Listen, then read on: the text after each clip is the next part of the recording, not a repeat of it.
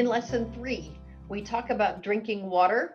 Yeah, 6 to 8 glasses of water a day. That's what we hear all the time, and I roll my eyes every time I hear it. I'm like, do you know that what that's like for a teacher when you're in a classroom? But they get to look at that a little bit and talk about the different variables that affect that. And so I'm going to ask you to take a look what's there in the box, and then take just a couple minutes to calculate for yourself how many ounces of water a day you should consume. So I'm going to ask you to do a little bit of the math right there.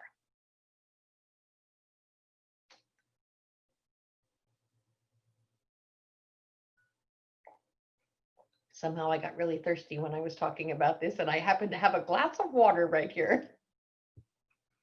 All right, so Stacy has posted how much she's supposed to be drinking. Yeah, put that in the chat, would you? When you figure out how many ounces that you have,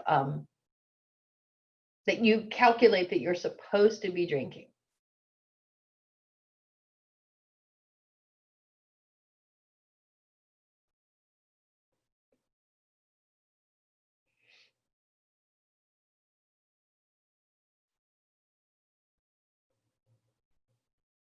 I haven't played around with these numbers before, but it looks like the numbers you're calculating are a bit higher than 6 to 8 glasses of water that we talk about, is because I presume a glass of water is 8 ounces.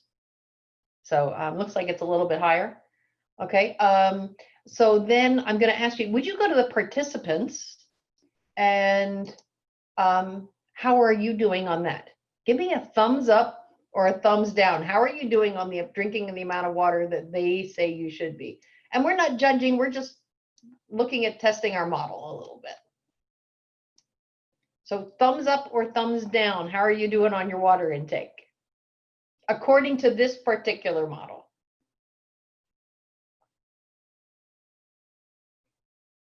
All right, we're getting some thumbs up and some folks that are giving me a quick nope. Well, I'll be the first one to no, I don't drink enough water. Never do. Nope. I keep telling myself I'm going to drink less coffee and more water, and it does not happen. So, but this is the kind of thing that where students can engage in this and thinking about their health and what they're supposed to be doing, depending on what their 30-day challenge is, that they can think about this as well as something maybe they could add to it, or adapt their 30-day challenge for that.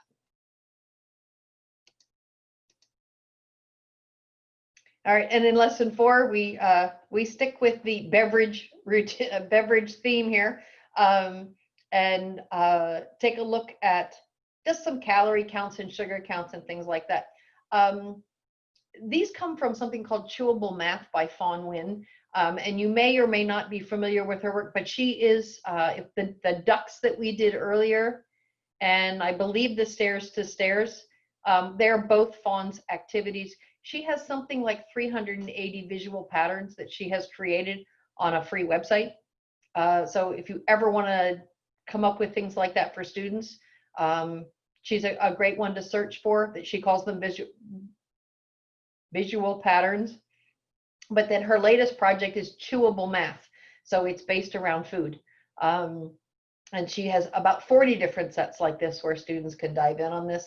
And these are fairly simple equations, more about proportional reasoning and thinking about how these things add up.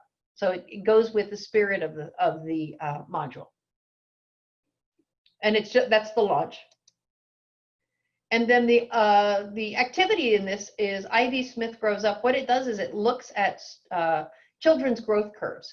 And it assumes a linear growth curve, which is not 100% accurate for, definitely not for life, but young children, their growth curve has a bit of a curve to it, but it's pretty close to being linear. And so you can talk about the accuracy of a model in this case, and how even if we can't make it 100% what it looks like in real life, that we can get the basic idea by using mathematical models.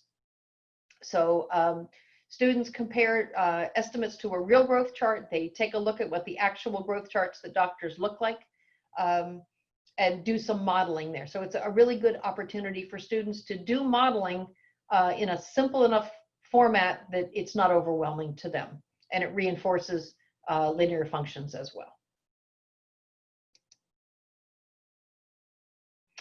In lesson 5, you are what you eat. Students take a look at a couple of hamburgers that they can get at restaurants, and they look at fat and calories in those things. I find it to be a very depressing subject. When I look at my recommended calorie intake for a day and what a fast food hamburger offers me. But it's a great model for students. It was written by Texas Instruments for use with a TI-84, but you can use whatever calculators you have available, or it also works with Desmos. In this lesson and the next one, we give you some links to videos to help students to use the technology if they're not familiar with it, how to use Desmos graphing and TI graphing. But we will be the first to acknowledge that some of them are pretty dry.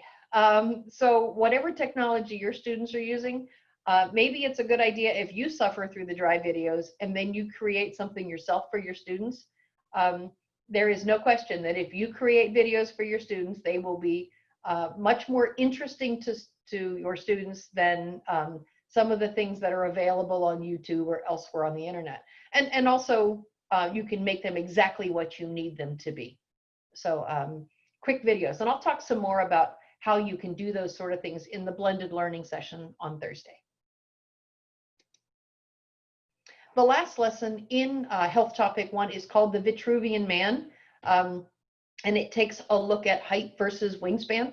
And it's a nice culmination of things that we've been looking at, in that students will collect data and create a scatter plot, then they'll determine a line of best fit, and they use that information to make conclusions. So it's a fairly open-ended task that students can work with what they have done with linear equations in this topic.